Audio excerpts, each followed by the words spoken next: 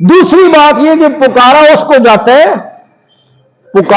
جاتا ہے کہ جو آپ کے ساتھ ہمدردی رکھتا ہو.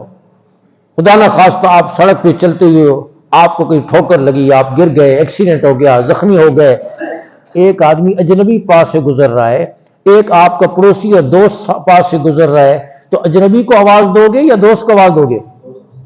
تو پکارا اس کو جاتا ہے جس کا آپ کے ساتھ تعلق ہو، جس کی آپ کے ساتھ ہمدردی ہو.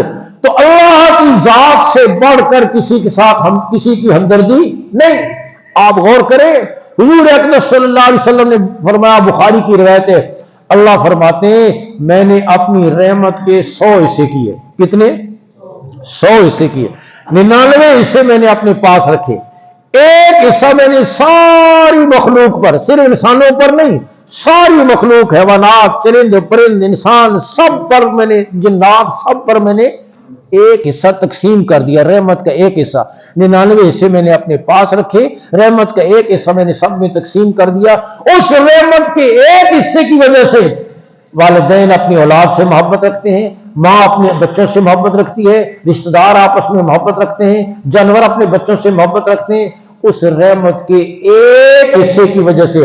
اور آپ یقین کریں، ایک ماں کے حصے میں وہ ایک رحمت کا کہیں کھربویں کا کھربواں حصہ آیا ہوگا. ساری مخلوق پر جو ایک حصہ تقسیم ہوا، تو ایک ماں کے حصے میں رحمت کے کھربویں کا کھربواں حصہ آیا ہوگا. لیکن اس کا بھی اثر دیکھو.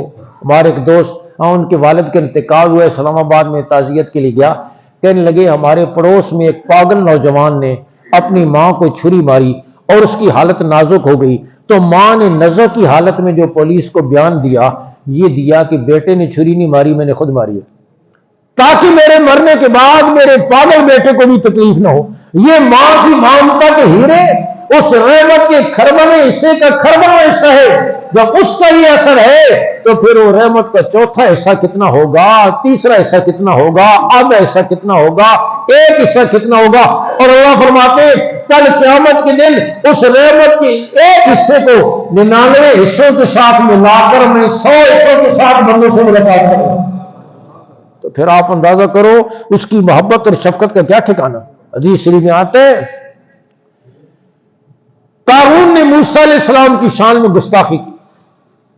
ایک عورت کو پیسے دے کر تیار کیا اور اس نے بڑے مجمع میں موسیٰ علیہ السلام پر تہمت لگا دی. موسیٰ علیہ السلام بڑے جلال والے پیغمبر، اللہ سے دعا کی. اللہ نے فرمایا موسیٰ ہم نے زمین کو آپ کے اختیار میں دیا ہے، جو کہو گے مانے گی. موسیٰ علیہ السلام نے فرمایا زمین سے خود ہاضا، اس بدبخت کو پکڑ. زمین نے پکڑنا شروع کیا، ٹخنوں تک زمین میں دھسا، چیخا موسیٰ علیہ السلام کو پکارا مجھے معاف کر دیں.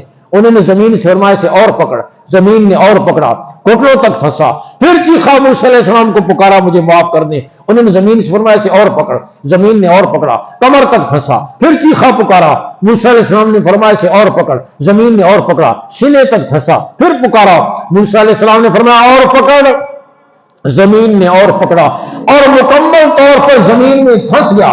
اور امام الانبیاء صلی اللہ علیہ وسلم نے فرمایا آج تک زمین میں دھس رہا ہے اور قیامت تک دھستا چلا جائے. اللہ کا غضب اور اللہ کا کار بڑی سخت ہے، اللہ سے محفوظ رکھے. جب زمین میں مکمل دھس گیا، جو بات میں عرض کرنا چاہتا تھا، اللہ رب العزت نے موسیٰ علیہ السلام کی طرف گئی کی، فرمایا میرے موسیٰ تم کتنے جلال والے پیغمبر ہو، تمہیں بار بار پکارتا رہا، تم نے معاف نہ کیا، مجھے ایک دفعہ بھی پکار دیتا تمہیں معاف کر دیتا. لیکن یہ مشرک بار بار تمہیں تو پکارتا رہا لیکن میرا نام ایک دفعہ بھی نہیں لیا، مجھے ایک دفعہ بھی پکار لیتا تمہیں معاف کر دیتا. فرمایا اور وہ کون تھا؟ قارون. دوستوں را کجا کنی معروم تو کی بعد دشمنہ نظرداری. وہ دوستوں کو کہاں معروم کرتا ہے کہ دشمنوں پر بھی نظر کرم کر دیتا ہے.